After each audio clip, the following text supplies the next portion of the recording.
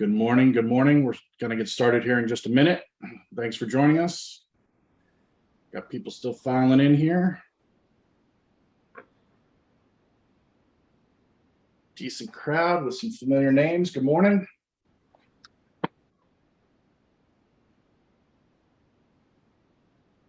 All right, Dan. So good morning. Thank you for joining us for this edition of the Works with DW Spectrum webinar. Glad you were able to join us this morning. This morning, we are fortunate enough to be joined by Mr. Dan Shore from TOA Electronics. Dan, thanks for joining us. Great to be here. So today we're going to be talking about TOA Electronics and how it works with DW Spectrum. We'll get into that and just some. I think we've got a great demo for this. This is a fun product to play with. So especially in the Spectrum world. So Dan, why don't we just start off by just telling us a little bit about TOA Electronics? Sure. TOA Electronics is an 80-year-old plus company, originally established in Kyoto, Japan, and we've been in the United States for, I believe, 46, 47 years now. We are based now in Secaucus, New Jersey. We had offices in San Francisco for many, many years. We're best known for our power amplifiers, our pro audio stuff, and as time moves on, we move on, so we're moving into this world of video and security and SIP communication, VMS communication. We have regional sales managers across the United States and a wide dealer network. So the products are available almost anywhere you need to go. Awesome. Well, we're glad to have you as a technology partner, and specifically the product that we're talking about today is your IP speaker horn speaker, excuse me. So this is the first of a series of IP speaker products that we are coming out with. The IPA1 series is designed specifically for this type of application, for SIP communication, point-to-point communication, multicast, and for use with video management systems. So we will be coming out after the first of the year with line-level output devices, ceiling speakers, for surface mount speakers, paging gateways, excuse me, a full range of products for you. But this has been out now for about 6 months in the United States, and we've had great response to it. Yeah, so why don't we get into some of the screens, and we'll dig into this a little bit later as well. Go ahead. All right. So just to give you an idea of how simple it is to get around in the system. VMS Broadcasting, turn it on, turn it off. In your case, it's going to be on. Your username and password have to be the same. You're going to save that, and we're going to move to. Then you're going to make sure that your port is the same at 9080. You can also, well, as I just said, you click the save the settings and changes on that. I'll show you usable characters here in a minute. So for names, authentication, and ID, passwords, basically the symbols at the bottom are not allowed. Anything else is allowed on these. So if you're setting up username, password, any of that stuff, you're going to need to be aware that if you put a pound sign in there, it's going to be a problem. Okay. Next. There's a little bit more freedom when it comes for file names. You can use basically anything. Okay.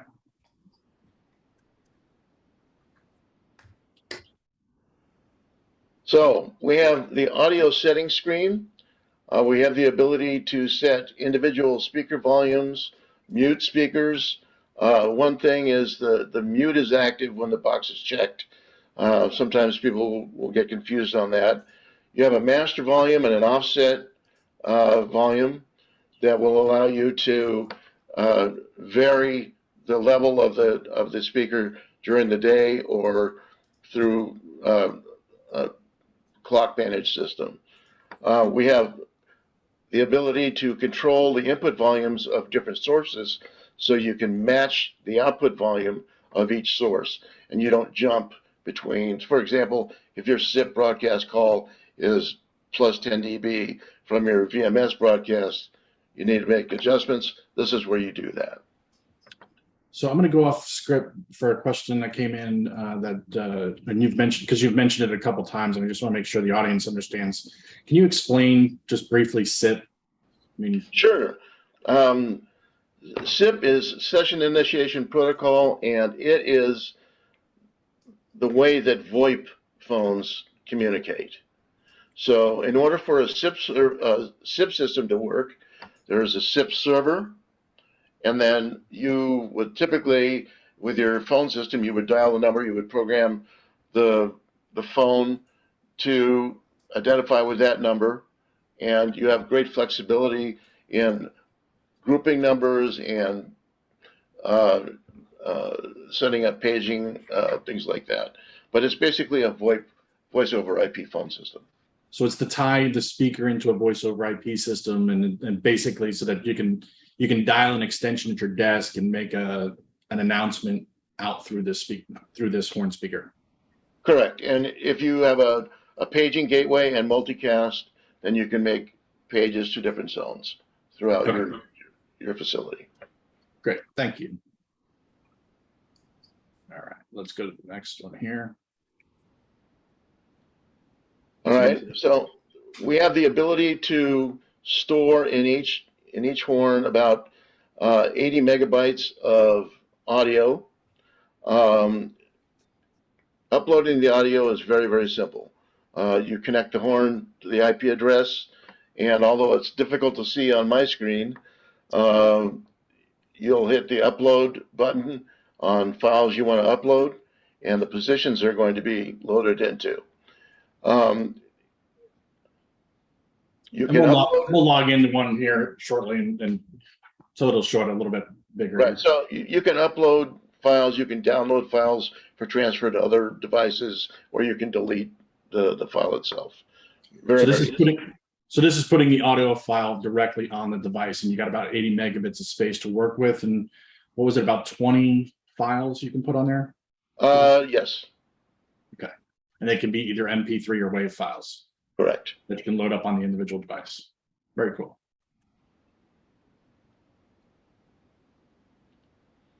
All right. The event settings screen. An event is how you're going to trigger this device. So typically for working with DW, you're going to set it on VMS, and anytime there's an audio VMS signal there, it will trigger and put out that message. You can have different priorities for messaging. For example, if you have a SIP phone system that you're also paging through these horns with, you can put that on a lower priority. You'll see on I think the next or the one after the priority setting page. Yep. There we go. So we have a large number of priorities because you can do multicast paging directions. Each horn can be a member of 10 multicast groups, and those can be set up in priority so that your VMS is top, your paging is second, your others go down the line. And this should take care of just about any situation that you run into. Awesome. All right, the setting tool. So we have a piece of software that makes setup a little bit easier so that you're not in your computer individually configuring 120 horns for a site. You can connect one and set it up, and then sequentially it will assign IP addresses to all of the rest of your speakers with the same configuration. Makes life much, much easier. Also, troubleshooting is much, much easier. And you can upload firmware from this, so you can do a batch upload of firmware. Okay. And as I just mentioned, Sequential, yeah. there you go. All right, so we, the next one's just get into the demo itself. And I'll start off with, slide out of the PowerPoint here for a second. I'll just start off with in the DW knowledge base, we put a kind of a quick little integration guide together of how to attach an IP speaker to DW Spectrum. So we do link to your product page where you can get the configuration software that you just mentioned. But basically, this walks you through the device itself and the defaults as far as how it's set up for the default. Here's again a link to the IP setting tool right from our website. Bring you to this page. We'll log into this here in just a second. But this just kind of walks you through how to get that IP speaker right into the site tree and what it's going to look like. And so we were able to run through this yesterday pretty easily. That slide over here, we'll open this up.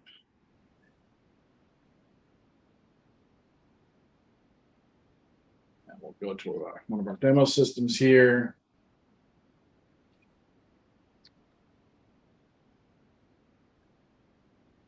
So as a lot of people know, but maybe some people don't, you can, in Spectrum, you can add a web page. And when you add that web page, you can check this proxy, this web page as a server. So the speaker is sitting on our internal network, but we have added it and proxied it here. So I'm not at this particular location, but I drag this over. And again, this is a view that only I see because of my user rights into this particular system as an administrator. But here we can get into those menu pages, Dan, that you were just kind of reviewing with us in the PowerPoint. So you get your status tab showing the IP address and the MAC address, volume, firmware version, and so forth for this.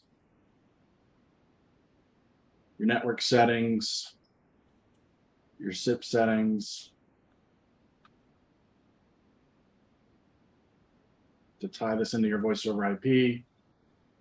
You got your VMS Broadcasting. This was the page that you showed. And so you see here the control port is 9090, RTSP at 554, and then your username and password to log into it.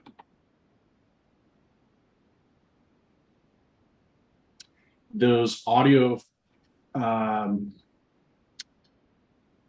audio settings here with your volume adjustments.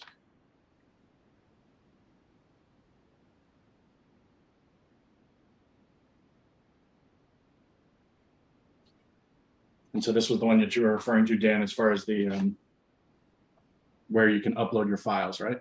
Correct. Okay. And so it's going to show you a little estimation of how much space as you keep adding them in there.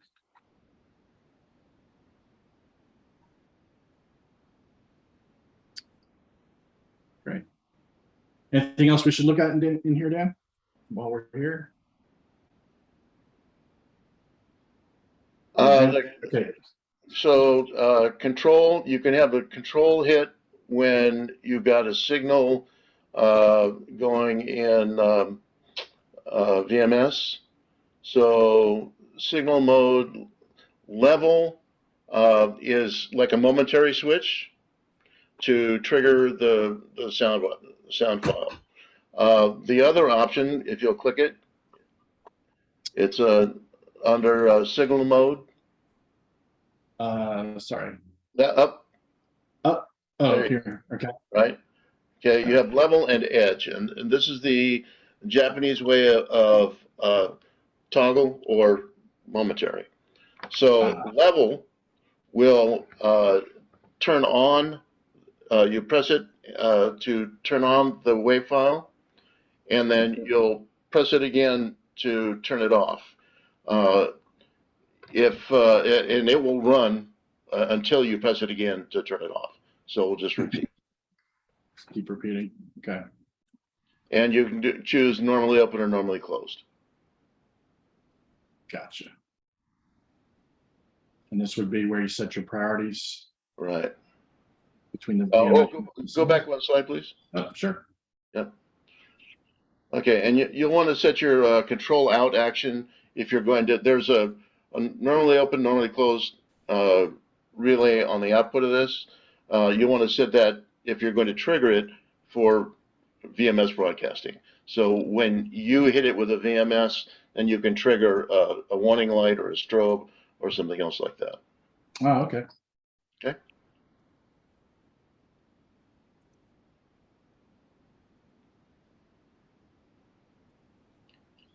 Priority screen. Yep, there you go.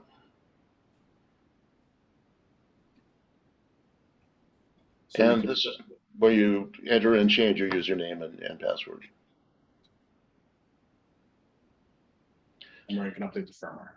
Yeah, and the ability to configure and download that configuration so that you can copy that between sites it'll save you time. Yeah. There you go. You want to know where that is. All right. So that's the web pages of the horn speaker, and then the horn speaker itself. So what we did in Spectrum, you have two ways of doing this. If you're system administration, if you've enabled the auto discovery, because this is an ONVIF device, the Spectrum will automatically find it and load it, or you can always just right click inside of here, do the add device, and have it scan for that particular device once you put it on the network with the login information for the IP speaker horn. So that gets it, and that's key for Spectrum users, is to get it into the site tree as a device sitting here with all your other cameras. Patrick, one more thing. When you have it scanned manually, you use port 9090. Yep.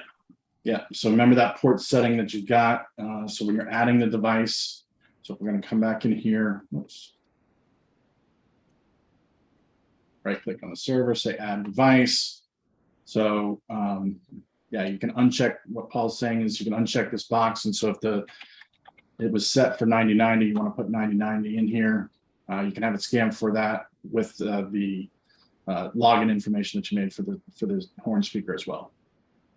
But that gets it into the device list, and that's important from a Spectrum standpoint to get it into that device list. Again, your users are only going to see what they have access to, but as an administrator, you're seeing everything, so you're going to see all the devices attached to this. The reason it's important to have this device in the device list is now you can do things with that device. And what I mean by that is that, so here you see we've got a couple of soft triggers programmed on this particular camera, but you'll notice there's no microphone on this camera, right? So in the camera settings, we can enable the audio and we can enable the two-way audio. And so by enabling the two-way audio, this is where we can associate this IP speaker with this particular camera. So I can come in here and say, all right, here's the IP speaker that I want to associate this with. Click here, click apply. And now when we look at the icons in the lower right, there's a microphone here. So if I press this microphone, I'm now communicating to the office in Tampa, and Paul's hearing me downstairs talking through this. Oh, I got to run downstairs. Hold on. Okay. No, it's okay. So that's how we get it into the and associate it with a particular camera inside of Spectrum. Next thing we can do inside of Spectrum involves the camera rules, right? So There's Paul. Okay, we're going to do this. So if I talk to Paul here, if I say, hey, Paul, hold up 3 fingers.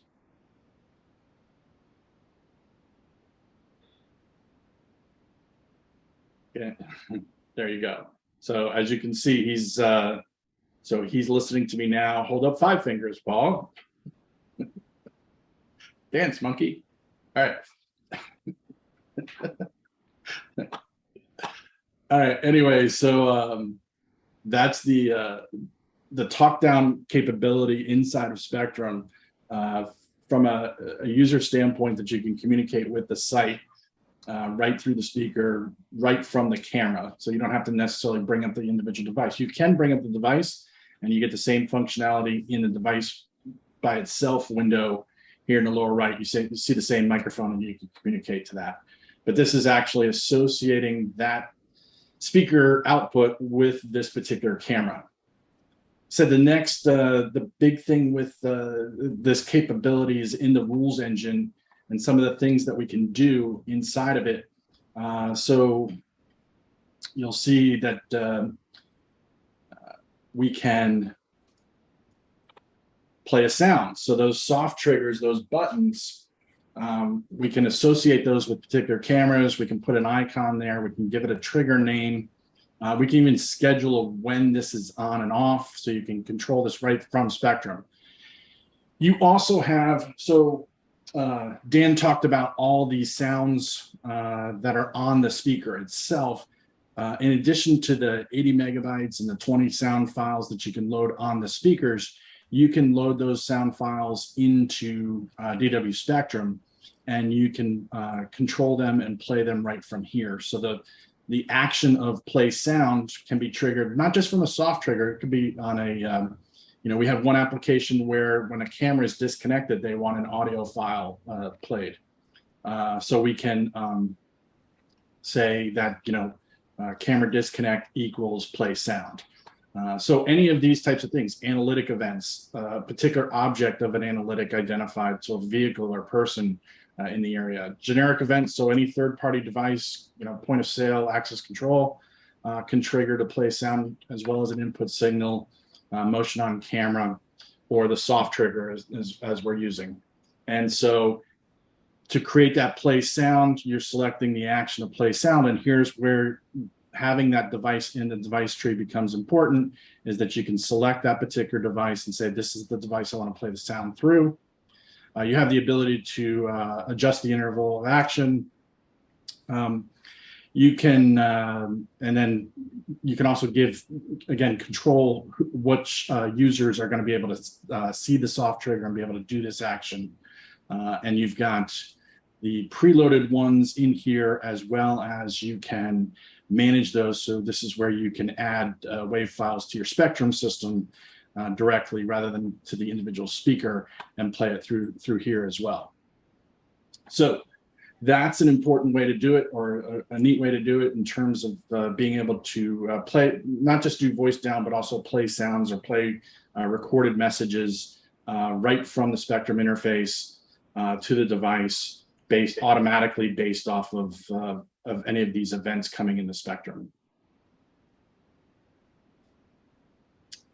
In addition, Dan and I were just talking right before this call, and so the speakers also have the ability to receive HTTP. So there is the remote API. Let me bring up this document that Dan provided.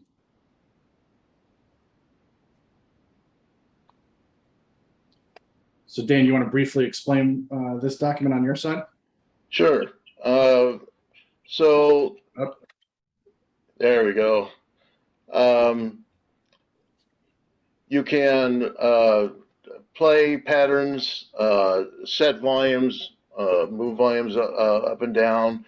It has some SIP functions as well for phones. You can force stop of all broadcasting. You can get the status of the horn speaker as well. It requires a little bit of programming, but this certainly works well within your system, so that you can broadcast these along with your SMS message. So what this means is basically I can take the information that's residing on the speaker. So if you've loaded that WAV file onto the speaker and you've got it there, you can basically this is very similar to how we turn on and off lights using the Night Watch product in Spectrum. Is that in the rules engine, instead of play sound, you can say do HTTP request and take the syntax from Dan's document there. So this down here in terms of that information. So the IP address of the speaker, API, tell it to play a pattern, set the volume so you get adjustable volume, and the interval to it, in this case, can all be programmed in here, and then you put the login information for the speaker. So again, you could have this occur automatically on a, for instance, an analytic event. So when when a vehicle is detected after hours, so let's turn this off here. We can have that speaker play that sound automatically right from here. Okay. So again, another powerful way to do it using the HTTP function as well is also in there. I don't think so. Web page, control it. We got a couple of questions you can. Yeah, let's look at the questions and see what we got here. Talk about grouping these devices. We can group them all together. We've got to get a couple devices in, but I'm pretty sure we could select multiple speakers back over here in the rules engine where we pick the individual device. So we could say play sound and have it hit to multiple speakers from this list, because it would allow you to check multiple boxes here. Now, optionally, you could trigger that through HTTP and do a multicast. So there's multiple ways to do it. You could do it directly using the multicast functions inside the speaker, or using the checkboxes inside of DW Spectrum. So a question about someone saying there's no two-way audio. There's two-way audio as long as you have a microphone connected. We did not connect a microphone for this particular demonstration. We're just using the audio out. So that's the one way. But yeah, there's absolutely two-way audio. So if you're using one of our V7 series cameras that has a built-in microphone, or if you're using some of the audio inputs from the cameras and connected an external microphone, again, in the camera settings, you would enable the audio. That's going to trip the audio input. So if you've got a microphone connected to a particular camera, you're going to select the camera with the microphone connected to it. You're going to click OK. And then, so enabling two-way audio is the audio out where you want it to transmit. So basically having coming in on this stream and coming out on this audio stream. Yes, there's absolutely two-way audio with this. And just a side note on the IPA1 product coming out, the flush mount, surface mount speakers, and the audio bridge, those will all have a microphone level input. Okay, great. Oh, so you'll be able to plug a mic right into them. Yeah, not this one though. Okay. Okay. Does not require any additional licensing. So this device is sitting and it's sitting in our site tree, and there's no additional licensing required. So if I go to, for instance, come here, bring the speaker up, and we look at the settings inside of Spectrum, you'll see that it doesn't really even give you the chance to apply a license to it. Because it's not a video device, it's just an audio device, and Spectrum sees that. And so there's really nothing to really, well, you could actually throw it to it, but it doesn't do anything. It actually turns it off. Yeah. When you turn it on, you hit apply, it turns it off. Yeah. Spectrum's too smart.